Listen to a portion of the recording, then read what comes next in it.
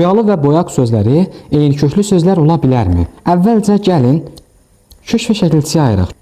Aha. Sözün kökün hər bir halda boy götürməyəcəksən.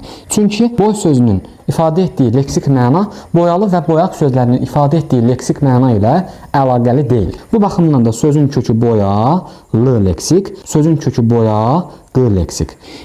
Baxın, boyalı sözü necə sifətdir də, düzdür? Boyalı qapı sifətdir. Bunu biz necə bilərik ki, l şəkilçisi feillərə qoşulur, yoxsa adlara qoşulur? Bunu bilmək üçün şəkilçini götürüb başqa bir söz üzərində yoxlamaq lazımdır. Məsələn, l şəkilçisini qoşaq. Deyək ki, məsələn, yağlı. Düzdür? Yağdan yağlı.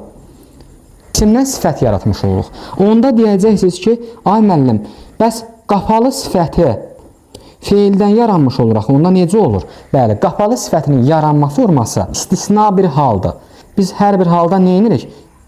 Bu sözü istisna bir hal kimi götürürük ki, qapa feilindən qapalı sifəti yaranmış olsun. Bu istisnadır. Amma neytral vəziyyətdə l şəkilçisini adlara qoşularaq sifət yaratdığını deyəcəksiniz və yaxud da hər hansı bir isim yaratdığını deyəcəksiniz. Demək ki, boyalı sözünün kökü isimdir. Özü isə sifətdir. Aydındır, biz kökə baxırıq, eyni köklü sözləri müəyyən edirik.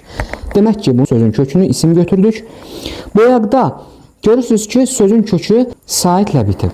Demək ki, bu q şəkilçisi saiti düşmüş aq ək şəkilçisidir. Aydındır, şəkilçisi öz saitini itirib. Deməli, bu nə olacaq? Aq ək olacaq.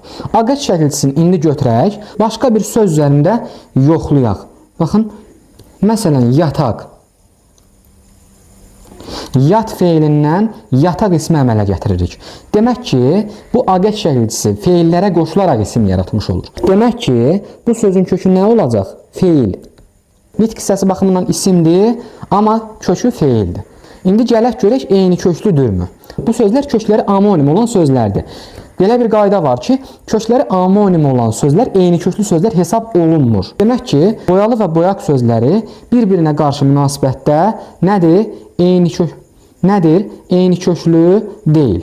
Bəli, biz bunları eyni köklü götürə bilmərik.